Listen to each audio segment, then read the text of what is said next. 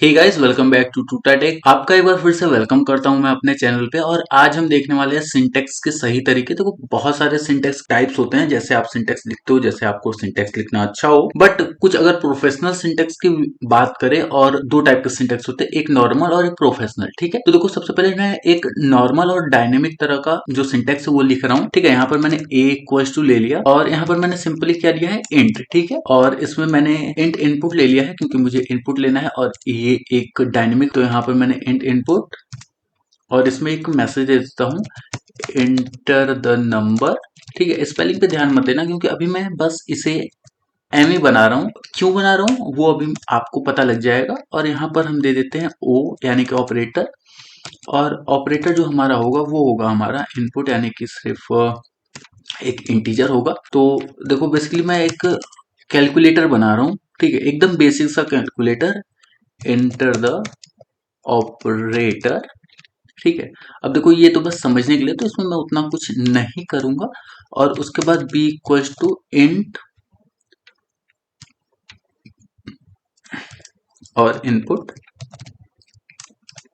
इसमें भी एक मैसेज पास कर देंगे, एंटर द नंबर। ठीक है, तो ये क्या हो गया, ये हमने एक यूजर से इनपुट ले लिया। अब इसके बाद इसमें हम बनाएंगे चार तरह के पैरामीटर्स। ठीक है, तो सबसे पहले हम देंगे इफ ओ इक्वल्स टू ना, अगर हमारा ओ इक्वल्स टू प्लस होता है। ठीक है, तो देखो सिंपली कैसे लिखते हैं हम लोग एक कैलकुलेटर के लिए। लगे हाथ आपका एक कैलकुलेटर का भी कंप्लीट हो जाएगा प्रोजेक्ट। और ए प्लस बी, अब हम क्या करेंगे ना, हम इसी चीज को कॉपी कर लेंगे एक बार। ठीक है, कॉपी करके, ताकि वीडियो ज्यादा लंबी ना हो और इन्फॉर्मेशन आपको जल्दी मिल जाए। ठीक है, इसे हम करेंगे चार बार पेस्ट। ठीक है, चार बार हो गया। इफ ओ इक्वल्स टू ये, और यहाँ पर कर देंगे माइनस अगर होता है तो ए माइनस बी परफॉर्म कर दो। उसके बाद अगर मल्टीप्लाई होता है तो ए मल्टीप्लाई बी कर दो। और अगर डिवाइड बाई होता है, ठीक है, तो ए डिवाइड बाई बी कर दो। तो देखो, ये तो पूरी तरह से सिंटेक्स जो है वो बिल्कुल सही है। ठीक है, अब इसे हम कर देते हैं एलिफ। एलिफ, ये हमारा एलिफ हो गया। इसे भी हम कर देते हैं एलिफ, लगा देते हैं। और यहाँ पर भी हम कर देते हैं एलिफ। ठीक है, तो ये सारी चीजें हो गई। अब सिर्फ एक और छोटा चीज करना है हमें, एल्स लगाना। इतनी चीजें तो आपको पता ही होंगी। और प्रिंट कर दो, please inter a valid operator. ठीक है, please inter a valid operator. तो देखो, अब ये क्या हो गया, ये हमारा एक सिंपल सा कैलकुलेटर हो गया है। अब अगर मैं इसे रन करूंगा तो देखो ये कैसे रन होता है।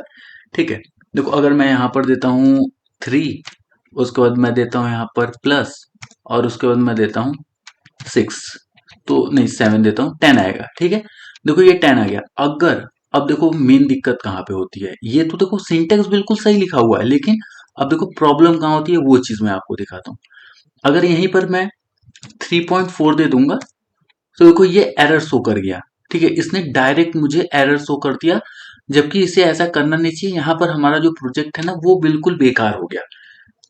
बात आपको समझ में आई? मतलब अगर आपको एक प्रॉपर प्रोजेक्ट, अगर अच्छे से सिंटेक्स लिखना है, ये तो बहुत ही बेकार तरह का सिंटेक्स है। अगर आप इसे कहीं भी लिखोगे तो ये तुरंत रिजेक्ट हो जाता है। और अगर आपको एक अच्छा सिंटेक्स लिखना है तो देखो मैंने एक सिंटेक्स लिख करके रखा हुआ है, और ये बिल्कुल सेम सिंटेक्स है। ठीक है, ये बिल्कुल सेम सिंटेक्स है, बस इसमें कुछ मुझे एक्स्ट्रा लाइंस ऐड करनी है। तो देखो यहाँ पर सबसे पहले सिंटेक्स लिखने का जो तरीका होता है, उसमें सबसे पहले आप एक फंक्शन बना लो। ठीक है, यानी कि एक फंक्शन डिफाइन कर लो, और उसके बाद ट्राई और एक्सेप्ट। ट्राई क्या करता है, पहले इस कोड को ट्राई करेगा। अगर ये कोड पूरी तरह से सही हुआ तब तो इसे एग्जीक्यूट कर देगा। ठीक है, और अगर ये कोड सही नहीं हुआ तो वो सीधे एक्सेप्ट में जाएगा। एक्सेप्शन एज ई, यानी कि यहाँ पर हमने एक्सेप्शन एरर हैंडलिंग करी, और उसके बाद प्रिंट ई कर दिया, और उसके बाद हमने इसे कॉल किया। तो देखो, अगर मैं इसे रन करता हूँ तो देखो ये कैसे वर्क करता है। ठीक है, अगर देखो मैं यहाँ पर फ्लोट में एंटर दे देता हूँ, जबकि मैंने ऊपर इंट लिया है, उसको ध्यान देना। तो देखो यहाँ पर invalid iterator for int with base 10 और सिंगल कोट में 3,4, यानी कि 3.4, यानी कि आपने जो इटरेटर दिया है वो गलत है। ये लेगा बेस पे, यानी कि फुल नंबर ये लेता है। तो ये देखो ये कुछ इस तरह से मुझे शो करा है, तो ये देखने में काफी ज्यादा अच्छा लगता है।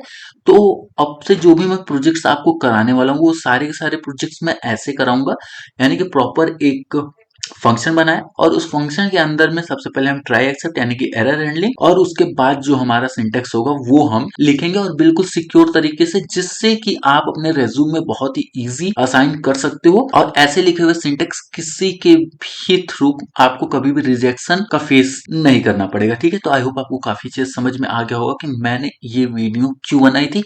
सिर्फ एक टॉपिक के लिए मैंने ये बनाई थी कि आप जो सिंटेक्स लिखते हो कुछ ऐसे लिखते हो ना, अब उसको शिफ्ट कर दो कुछ ऐसे, देखो ये कितना ज्यादा डिफाइन लग रहा है और ये कितना ज्यादा मैसी सा फील हो रहा है। ठीक है, तो अगर आप ऐसे लिखते हो अपने सिंटेक्स तो वो काफी ज्यादा अच्छे होंगे और इसे कोई भी इग्नोर नहीं करेगा। तो आई होप आपको काफी अच्छे से ये चीजें समझ में आ गई होंगी।